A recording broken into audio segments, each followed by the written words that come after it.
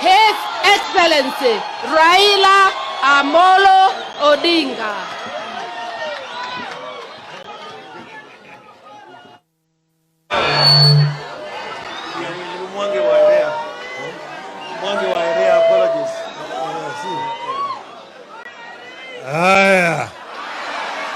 Haya. Juthurwa. Kawuono kadwa penjo ni moro, ng'e ni ok omoro.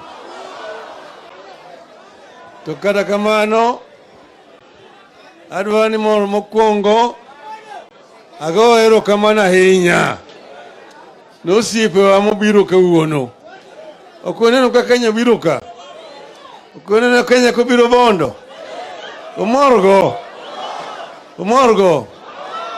Gibiro nikech masira man thuro ka.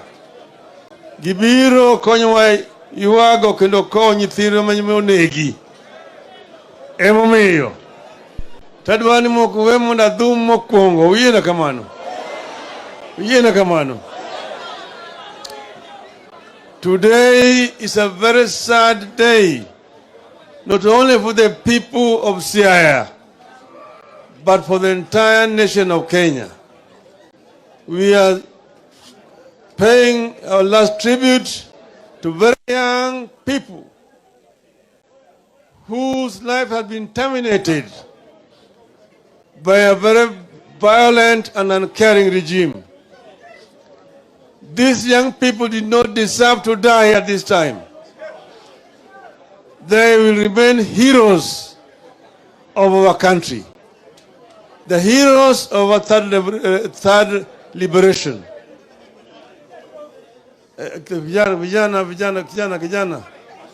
Vijana, bedping.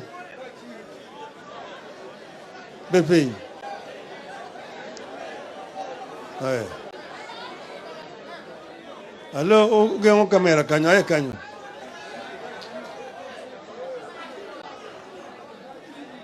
Ai.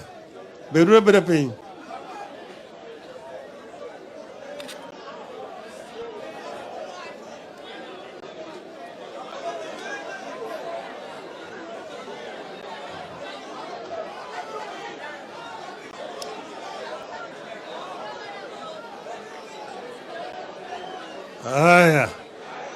Haya. So these young people have died a very brutal and painful death. They are basically victims of gunshots committed by police officers who were supposed to protect them and their lives and property. We came as a country from colonialism. Under colonialism, we had what was called the police force, a force that was meant to be used by the colonialists to rule the natives. But after independence, we should have transformed our police to a service whose responsibility is to protect life and property of the people. Unfortunately, this is not happening. We fought very hard to get a new constitution. The struggle for a constitution took over 50 years. Lives were lost during that struggle. Unfortunately, what we have witnessed over the last 1 year since this regime took power shows us that very little has been achieved. We have a new constitution on paper, one of the most democratic constitutions in the world. But unfortunately, the practice is very different. And the country can easily slide back to where we came from. You have a constitution that protects the right of the people, but those who have usurped power in our country do not respect that constitution. And that is why an order can be given of shoot to kill by police officers. First, the Constitution gives Kenyans a right to petition, right to picket, right to demonstrate. And you do not need permission from a police officer. you will need to notify the police that you are going to do a demonstration. And give also reasons why you are demonstrating. Kenyans are demonstrating against high cost of living, high cost of prices of food, high cost of transport, and so on. Kenyans also demonstrating and demanding electoral justice. Kenyans were demonstrating, demanding a democratic electoral environment. Kenyans are demonstrating in protection of multi-party democracy.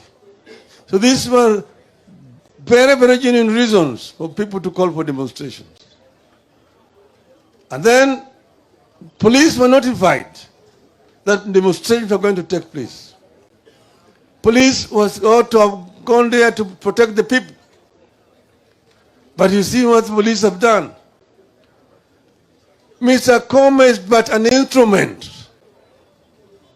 Because I've heard Mr. RUTO bragging all over. Nitawakalia ngumu. Tutawakalia ngumu hawa watu. Tutawanyorosha. Tutawanyorosha. Those are the words of Mr. RUTO.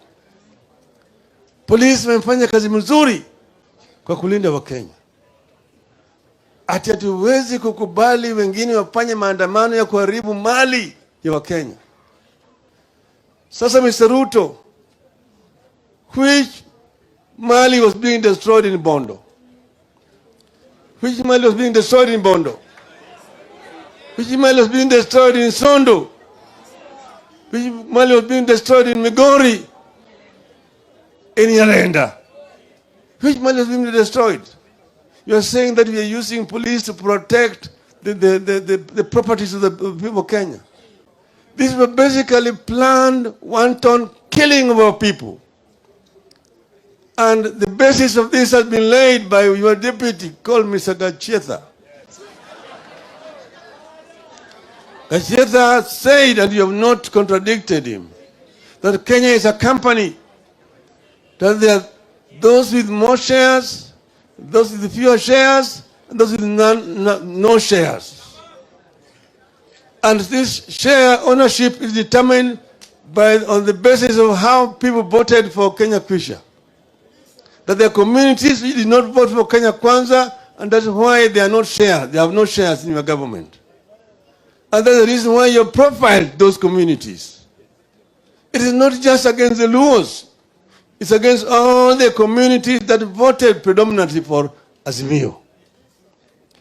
And you've shown it in terms of employment, the way people are being employed discriminatively, and you've also shown it in the way you profile the people. I wanted to say here, for the consumption of the international community,